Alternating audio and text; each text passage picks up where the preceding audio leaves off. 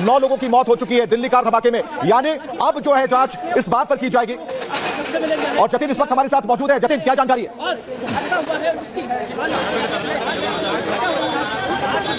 जतिन, आप हमें सुन पा रहे हैं? तो संपर्क करने की कोशिश कर रहे हैं, लेकिन इस धमाके के बाद जो अब तक का जो अपडेट है वो एलएनजेपी अस्पताल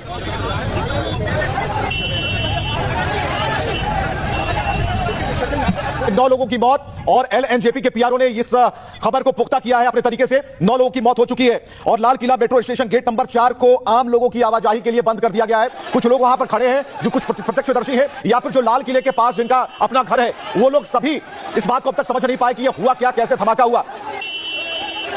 तो दिल्ली कार धमाके में 9 लोगों की मौत, ये सबसे अपडेट खबर हम आपको बता रहे हैं। 10 लोग घायल हुए हैं जिन्हें एलएनजेपी अस्पताल भेज दिया गया है। गेट नंबर 1 और 4 जो मेट्रो स्टेशन है जो लाल किला के करीब है, उसे पूरी तरीके से आम लोगों के लिए बंद कर दिया गया है। क्राइम ब्रांच भी मौके पर पहुंच रही है। तो यानी कि जितनी भी जांच दल हैं उनकी संख्या बढ़ती जा रही है ताकि जल्द से जल्द इस पूरे इलाके को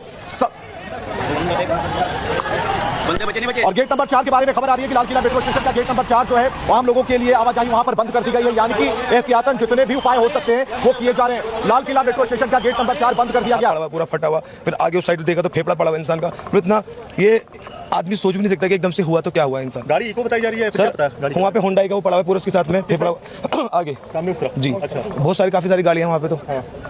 तो उसके एक गाड़ी के साथ और भी गाड़ी जी जी जी, तो एक गाड़ी के साथ यही सुनने में आया सर। हम वहाँ फिर आगे गए नहीं, इसलिए हम फौरन इधर ही दूरी खड़े हो गए। यहाँ पे हमने देखा, सबसे पहले हमने फेफड़ा देखा वहाँ पड़ा, हमने लगा कि एसी होगा। फिर हमने सर को यहाँ पे ऐसे चौको बताया हमने कि यहाँ पे सर ये गोश्त पड़ा हुआ है यहाँ पर। उसके बाद हमें लगा कि एसी होगा गोश्त, लेकिन उसके बाद फिर हमने हाथ देखा, हम तो खुद शॉक्ड हो गए कि मतलब बयान नहीं कर सकते इस चीज़ को।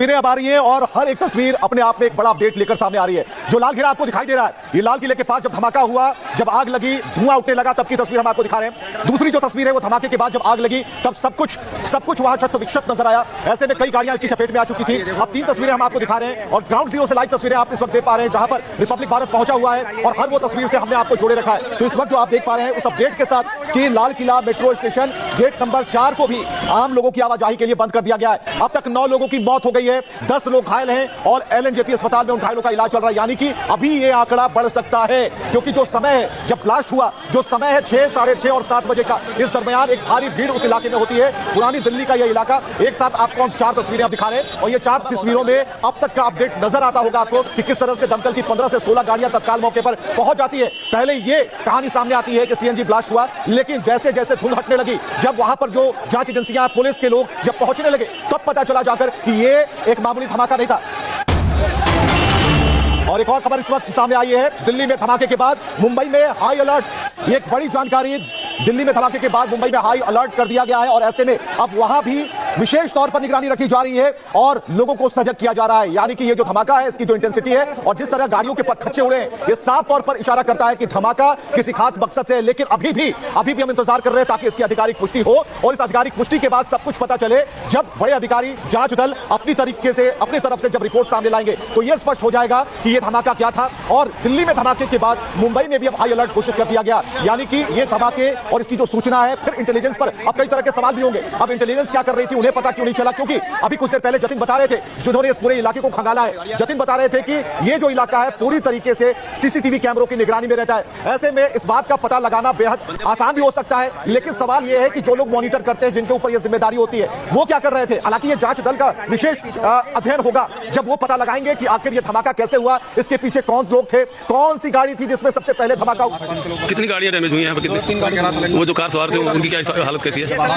गंभीर 8-10 तो गंभीर है, चोट आई होगी। कितने बजे घटना घटी? 7 बजे।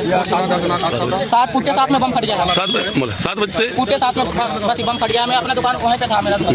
कितनी गाड़ियां चपेट में आई हैं इसके बम के? 2 जल गया है। 2 बस भी?